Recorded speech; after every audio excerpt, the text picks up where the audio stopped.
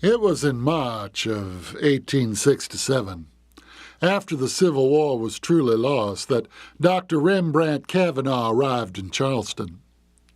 He was what folks used to call a carpetbagger, a Yankee who come down south after the war looking for easy pickings.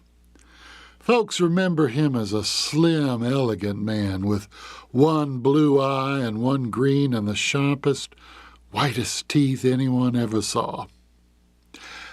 Now, Dr. Kavanaugh was an apothecary, a provider of prescriptions, potions, and pills. He set up operations down near the docks, figuring to provide services to the sailors off the Union warships that still filled the harbor, as well as selling overpriced drugs to the town folks of what was left of Charleston.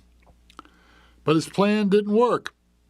The sailors and soldiers had their own apothecaries, and most of the townfolk were flat broke.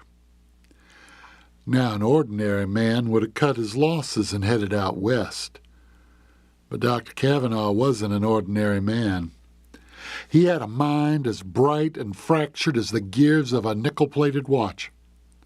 He set all those gears and wheels turning, and they ticked and ticked and ticked, until finally his blue eye flashed, and his green eye flashed, and his white teeth shone like a shark's.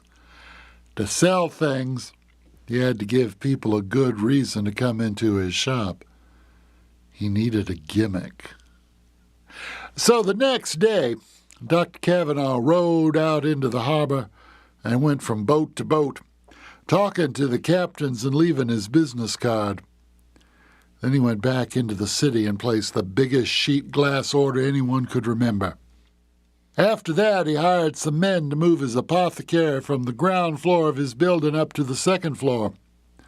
Folks thought he'd clearly lost his mind. They didn't know how right they were. Now, soon as the apothecary was moved, the glass workers went in, and there were all sorts of banging and knocking about.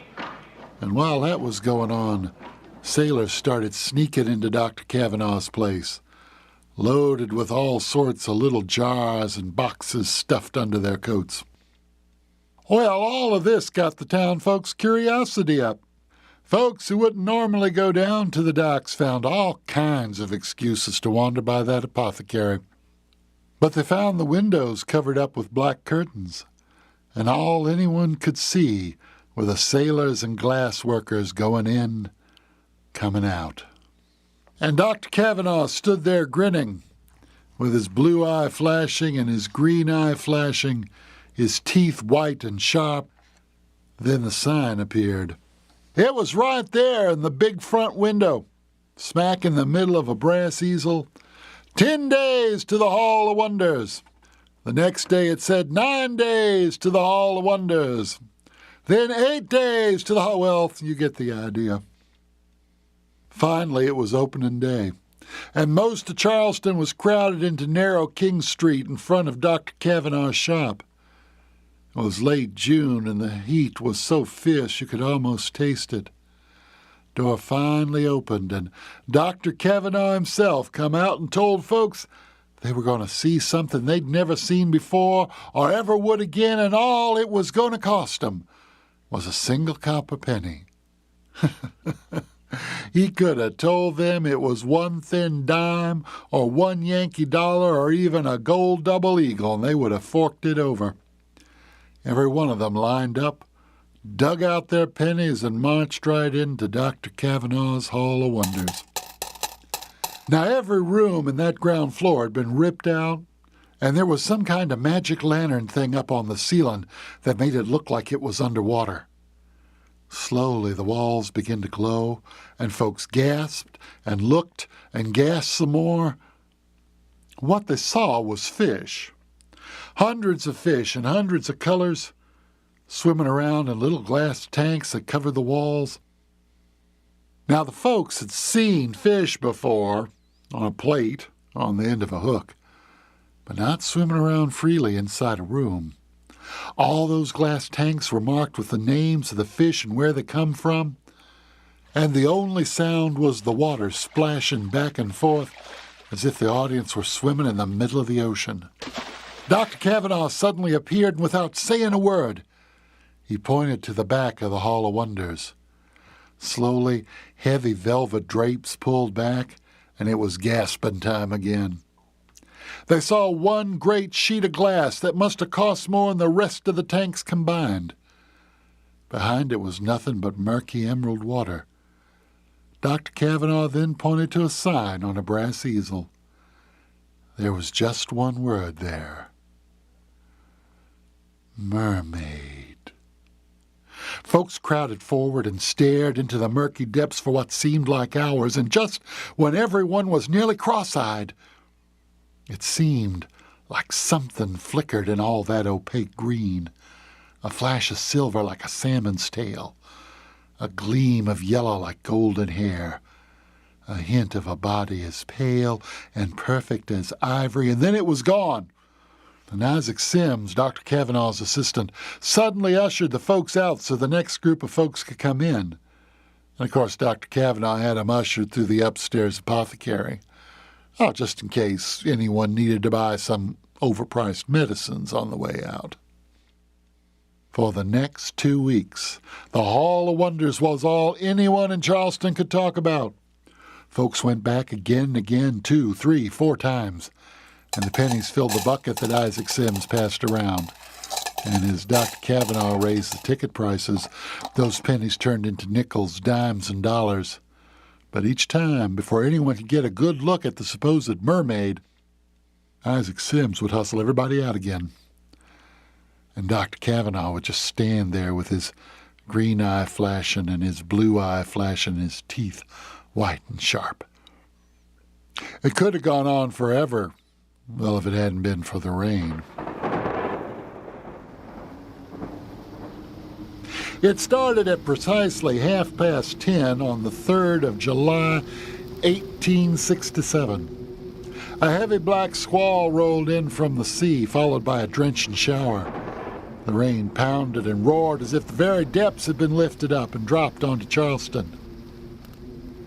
And it stayed that way, never ceasing or abating, for well nigh a month. It rained until all the roofs leaked, all the floors oozed, and every street and alley and lane was a fast-moving stream. All the city's cockroaches, flooded out from their holes under the low-slung houses, swarmed into the streets by the thousands and drowned, along with all the rats trying to escape from the waterlogged ships, and all the cats trying to catch the drowning rats. As the drenching rains continued, the town folks started to get a little strange. No one, not even the oldest elder, can remember a storm like this, and when folks get real miserable, they start looking for someone to blame. Something had to have set off all this water and punishment. Couldn't be the town folks, for no town with as many churches as Charleston could send that much. Something must have caused it, something that had happened lately. And then Miss Arampta Tucker started to have her visions.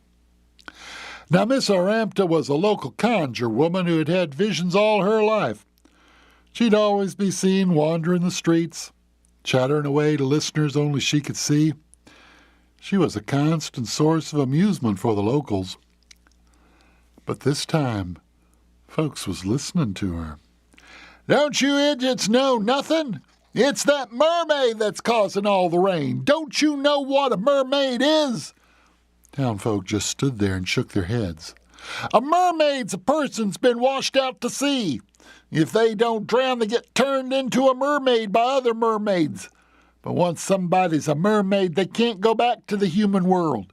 They got to stay in the ocean like other fish. And that's what that mermaid's trying to do. She's calling on the water to wash her back to sea." Now the rumors and whispers really got started up in Charleston.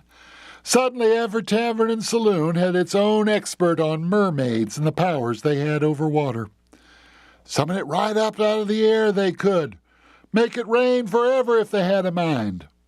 Well, if whatever was in that big glass tank wanted out, then out it was going to come. There was no signal, no plan of action or called arms. Folks just started pouring out into the rain and heading towards the apothecary. Out of Blackbird Alley they came, out of Philadelphia Street and Bottle Alley and Danger Court, all of them heading for King Street and the apothecary. They were about 1,000 strong when they reached the Hall of Wonders. At the doorway stood Dr. Kavanaugh, with his green eye flashing and his blue eye flashing, his teeth sharp and white. "It's just a trick," he cried, holding his hands up. "Just wire and wax and pig's bladders full of air and a tank full of green dye. There's no such thing as mermaids, you fools." But the fools were having none of it. Even Isaac Sims, Dr. Kavanaugh's trusted assistant, turned against him.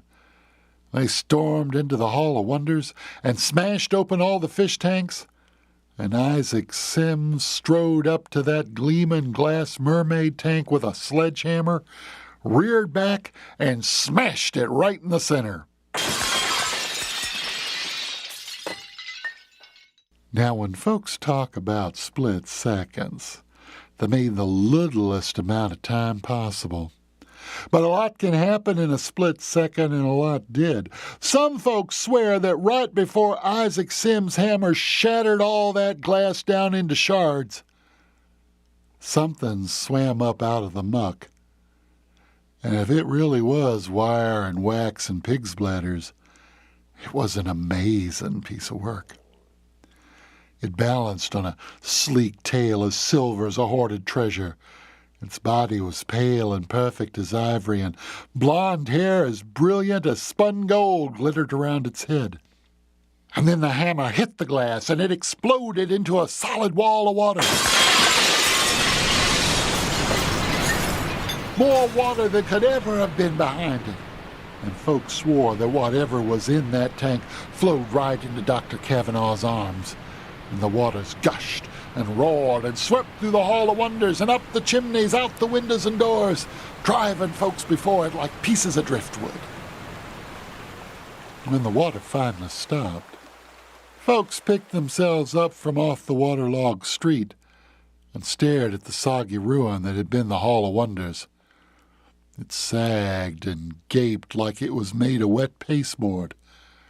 There was no sign of the apothecary or the mysterious exhibit. But the rain had stopped, and the sun was out. That was good enough for most folks. Then the townspeople looked around for Dr. Kavanaugh. They had every intention of locking him up in the deepest, darkest jail cell in Charleston. But he was nowhere to be found. Through all the streets and back alleys they searched, but there was no sign of him. Finally, the town folks figured he must have been swept out to sea with the fish. And that was good enough for them.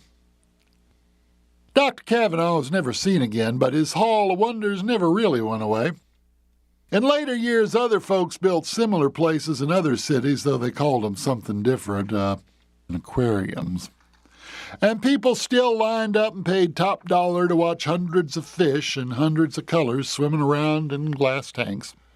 But should you visit an aquarium, look closely behind the biggest tank in the place. If you see a strange-looking fish with one blue eye and one green and sharp white teeth, watch out. For you may have found Dr. Rembrandt Kavanaugh. And what's worse, he may have found you.